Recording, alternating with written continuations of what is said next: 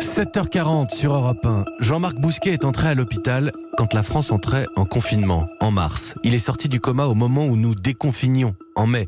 Mais aujourd'hui, après la réanimation, la rééducation, il est toujours hospitalisé. Si vous cherchez une définition de ce qu'est la résilience, je vous conseille de rester à l'écoute, de monter le son. Depuis sa chambre d'hôpital, il témoigne. Jean-Marc Bousquet, 56 ans, le miraculé du Covid. Le tête-à-tête. Mathieu Béliard. Bonjour Jean-Marc Bousquet. Bonjour monsieur. Je vous présente ce matin comme un miraculé du Covid, entré en coma au moment du confinement et toujours à l'hôpital aujourd'hui. Est-ce que c'est juste ? Vous vous sentez, à proprement parler, miraculé ? Miraculé et chanceux. Et je me réveille quasiment en même temps que le déconfinement. Vous avez passé 2 mois dans le coma. Quand je parle de miraculé, laissez-moi citer le journal du dimanche qui vous a consacré un article.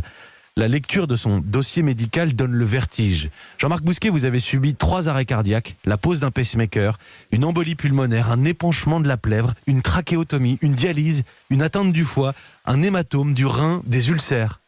À mon réveil, une fois que je suis remonté en réanimation, où j'y ai passé également 2 mois, mes proches ont commencé à me parler, à savoir que j'avais été opéré des poumons, qu'on m'avait posé un pacemaker, et également que j'avais fait une embolie pulmonaire et 3 arrêts cardiaques. Tout ça, je l'ai appris quelques jours après mon réveil.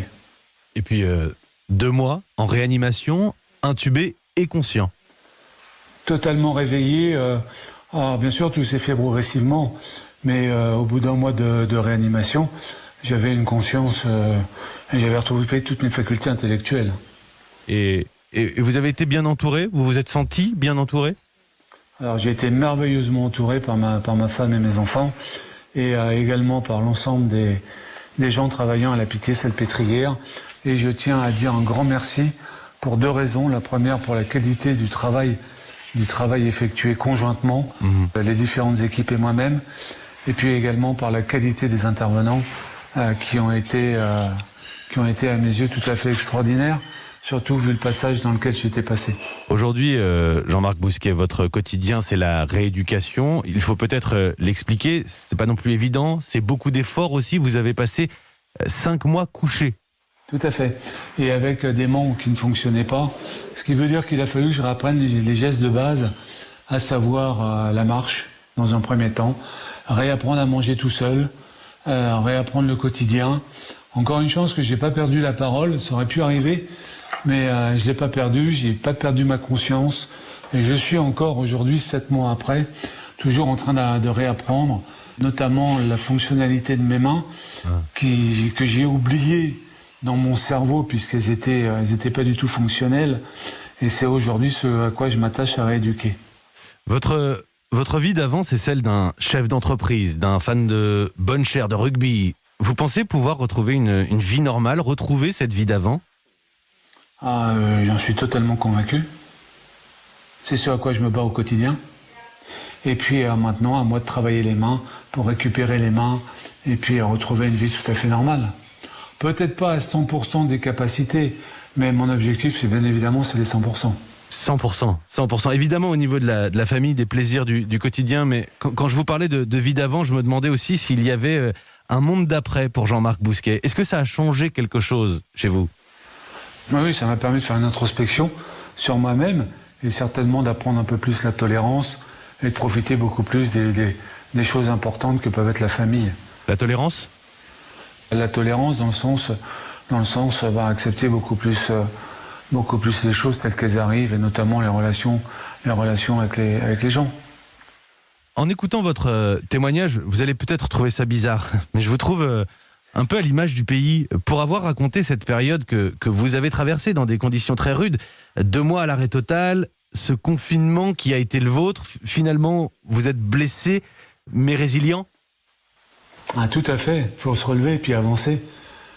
Et c'est un message que vous souhaitez faire passer ? Absolument, et je crois que ça peut se résumer en 3 mots. C'est la résilience, la deuxième c'est le travail, et le troisième c'est le respect. Vous avez vu la mort, Jean-Marc Bousquet ? Oui, 3 fois, oui, bien sûr.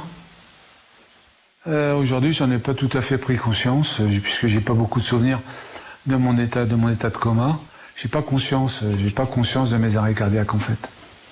J'ai cette faculté de pouvoir occulter les choses qui me sont arrivées et qui sont mauvaises, de telle manière à pouvoir avancer et poursuivre mon chemin.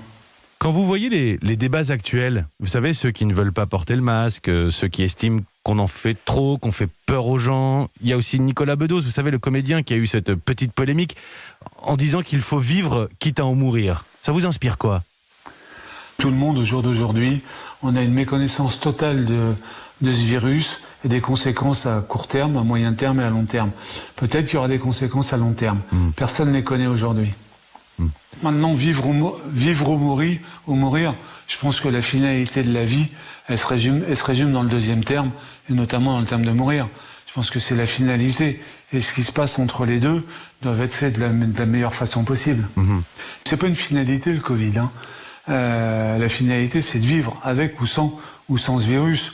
Aujourd'hui, il est là. Il faut que nous fassions avec, et il faut que les messages soient beaucoup plus positifs et moins anxiogènes.